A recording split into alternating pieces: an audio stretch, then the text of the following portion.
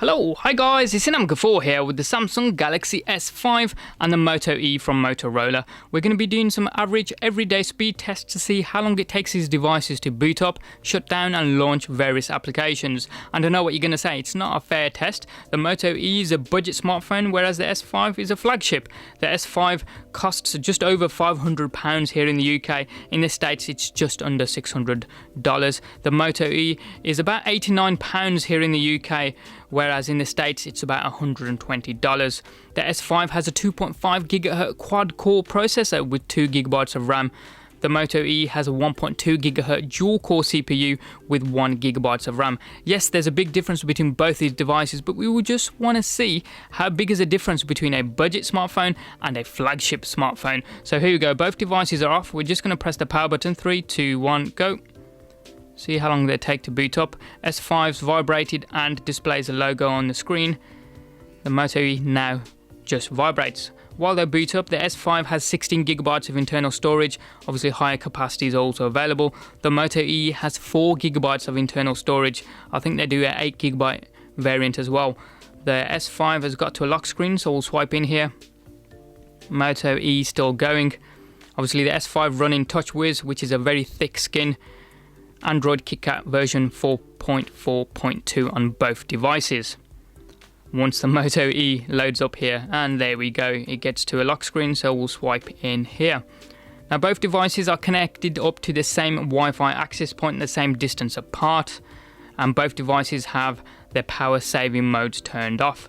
So here we go, what we're going to do is the first application that we're going to launch is going to be the dialer. So here we go, 3, 2, 1, go. That was interesting.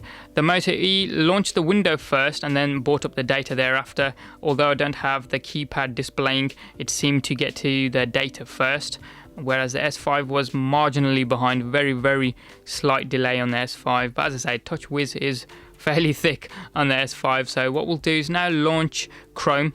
So here we go, 3, 2, 1, go. Moto E always does well with loading the window first, but the content just doesn't load fast enough. The S5 got the content there first, so it gets that victory there. We'll load up the camera next, so here we go, 3, 2, 1, go. Moto E got that one definitely, that was noticeable. Obviously fixed focus camera on the Moto E, you cannot touch to focus. When you touch the screen it actually takes a photograph. And we'll come out of this on the S5. We'll launch the Play Store next, so here we go, 3, 2, 1, go. Moto E did well there, launched the window first, or on par, but the content was only loaded on the S5 first, so we'll come out of that as well. Go into the applications drawer and we'll load up the gallery on this one, so here we go, 3, 2, 1, go. Moto E had that one. I thought I may have mishit it on the S5, but Moto E just launched it a lot faster. There's always a delay on the S5 with TouchWiz, so we'll come out of that, go back into the applications drawer and load up Twitter if I can see it. There we go. So here we go, 3, 2, 1, go. Very slow on the Moto E. It brought up the content quite quickly on the S5 here, so we'll come out of that and we'll load up YouTube. So here we go, 3, 2, 1, go. A delay on both there, which is a bit strange. The S5 loading the window and the content first in comparison to the Moto E, where there was a substantial gap or delay loading up the content there. So what we'll now do is load up Asphalt 8 on both. So here we go, 3, 2, 1, go. S5 slightly ahead at this point. Gameloft gets to that, well, I'll say Gameloft. The Moto E gets to that splash screen first, but the S5 kind of glances past it into the in-game menu. Now the Moto E catches up. I'm quite impressed with the Moto E, to be fair. It booted up faster into that game than I thought it would do, but obviously the S5 you'd expect to go in pretty quickly with that increased horsepower. So we'll come out of this on both devices, and now what we'll do is see how long they take to shut down. So press the power buttons on both and we get the power off screens here, so we'll just press power off. We get the final menu here to turn off, so here we go, 3, 2, 1, go.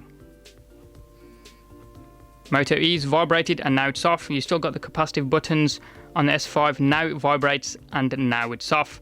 So that's not as big a gap as I thought it was between both devices. And are you surprised? Let me know in the comment section down below. With such a huge price difference between both devices, you think there would be a bigger gap between both devices? Obviously, I'm not saying the Moto E is better. I'm just saying everyday tasks, it seems to be not too far behind the flagship S5. Obviously, the camera on the Moto E isn't on par with the S5. No way as much as internal storage, and simply more memory on the S5, which is great for multitasking, which isn't so good on the Moto E. But that's been a quick look at average everyday speed tests on the Moto E and the Samsung Galaxy S5. As ever, any comments or questions you guys have got, hit them up in the comment section down below there. Give us a thumbs up if you like this video and you like what you saw, and if you find it informative, then please do give us a like. And if you haven't yet done so, hit subscribe. It's just down there. It doesn't cost you a single penny, and you can also check out some of our forthcoming videos. Thanks for watching, have a wicked day, and we'll see you next time.